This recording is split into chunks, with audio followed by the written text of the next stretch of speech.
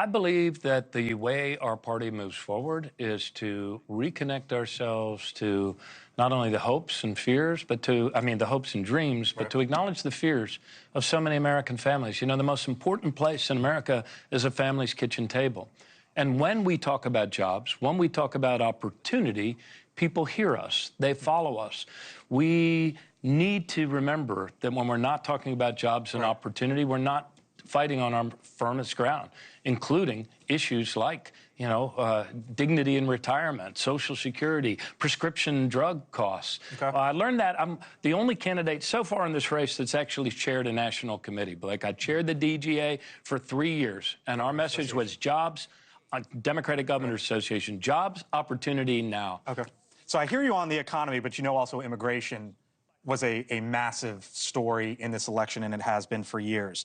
You called, when you ran for president in 2016, you called Donald Trump an immigrant-bashing carnival barker. But since then, 53% of the country says they support a border wall. Majority of the country says they support mass deportations as well. How does the Democratic Party get back on track if that's where you were in 2016, if Joe Biden did what he did the first day in office in 2021, and what we heard from Kamala Harris out on the trail in 2024?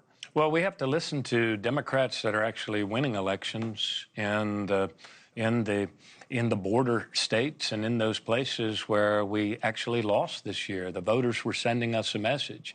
I don't think we have to give up being a beacon of hope. I don't think we have to intern children in internment camps behind barbed wire, but we do have to be a party of law and order and security. We have to find a way to do both, and that's part of what we need to do as a party right now. So here was Governor Katie Hobbs, governor of Arizona. Here's what she said. I'll get your reaction on the other side.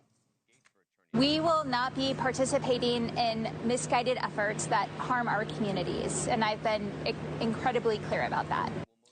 Should that be the messaging from Democrats? Because, and she was referring there to mass deportation, should that be the messaging? Because the country spoke loud and clear, Governor, where they are right now on immigration. And I just wonder what the path forward is and whether or not Democrats have learned their lesson. Yeah, I think that we all have to learn the lessons that the world is trying to teach us. I mean, North-South immigration is not something unique to the United States. It has very much to do with the destabilization of countries in our equator because of this planet heating up. But the bottom line is that we have to find a way as a party to offer a way forward. They're coming here because of global warming, or? I think they're coming here for many reasons, including the failure of nation states, like in places like Honduras and El Salvador and other places, the same way that in Europe, that's part of what's driving it. But as a nation, we have to be a nation of law, yes, but we also have to be a beacon of hope. The enduring symbol of our country should not be barbed wire fences and internment camps. It needs to be the Statue of Liberty. Would you support a border wall?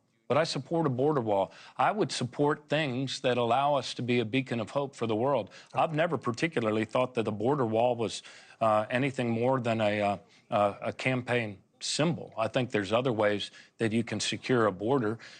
What I am for is safe communities, and what the Democratic Party needs to be about is offering a way forward for American families, including addressing issues, not only like immigration, where we have lost a lot of trust of the public, but also on issues of trade and tariffs. We're going to have a couple of rough years here, Blake, where many things that people thought could never be broken are going to be broken. And the Democratic Party is going to be the party that has their back on the other side of this little experiment we're going through. Let me ask you, you were defined, and I don't want to define you, but when you ran in 2016, you were defined as a progressive, right? I was reading all sorts of headlines today, Martin O'Malley, progressive. Do you think are you a progressive? Do you think the DNC needs a progressive leading it? Yeah, I believe that every family deserves to have a government that has their back so that we can make progress. I'm a kitchen table progressive. I always, when I ran as mayor of Baltimore or ran as governor of Maryland, every issue we related back to what's best for the families of our state or of our city. I believe in progress. I believe that America is about progress, and the Democratic Party is its best when it's speaking to the progress we can help American families make. Let me leave you with this. Vice President Harris, she basically had a 100-day campaign.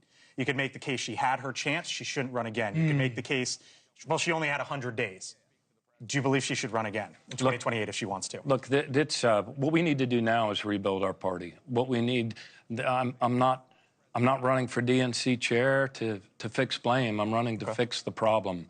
And we can There's always a light at the end of the darkness, and this party needs to figure out what we did well, what we did poorly, where we lost connection, and how we can reestablish it in order to have the trust that we need to recover, to restore, and win back our country.